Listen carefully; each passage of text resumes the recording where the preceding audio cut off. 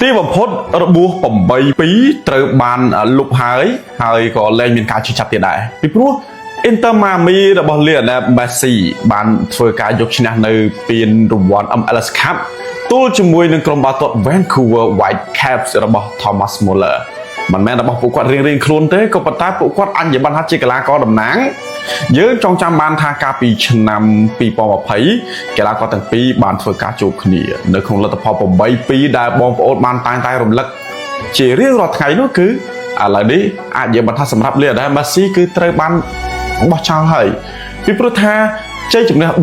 3-1 MLS Cup វគ្គផ្ដាច់ព្រាត់នេះល្មមនឹងលុបបំបាត់នៅការជិះចាប់មួយនេះបាទ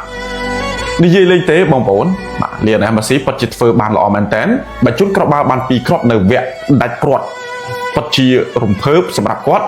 ក្នុងនាមជាកីឡាករបាល់ទាត់អាជីពដែលអាចរកបានរហូតទៅពានរង្វាន់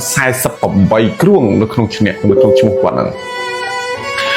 48គ្រឿងបងប្អូនមិនធម្មតាទេអញ្ចឹងពីមួយគ្រឿងទៅមួយគ្រឿងវាមិនមែនជារឿងចៃដន្យទេវាសង្ឃឹមថាជាសមិទ្ធភាពនិងសមិទ្ធផលរបស់ Lionel Messi ដែលខិតខំប្រឹងប្រែងតាំងពីគាត់ចាប់ផ្ដើមអាជីពនេះមកម្លេះពេលរង្វាន់ MLS Cup រួចហើយពេលរង្វាន់បន្តទៀតយើងនៅមាន finalist មកជាមួយនឹងអេស្ប៉ាញនៅមានពេលរង្វាន់ FIFA World Cup បន្តទៀតចាំមើលតើតា Lionel Messi អាចធ្វើការសម្រេចបានប្រមាណពានទៀតនៅក្នុងអាជីពរបស់គាត់មុននឹងថ្ងៃចូលនិវត្តន៍ឈានមកដល់បងប្អូនដែលជា fan Lionel Messi កុំភ្លេចធ្វើការ comment នៅខាងក្រោមផង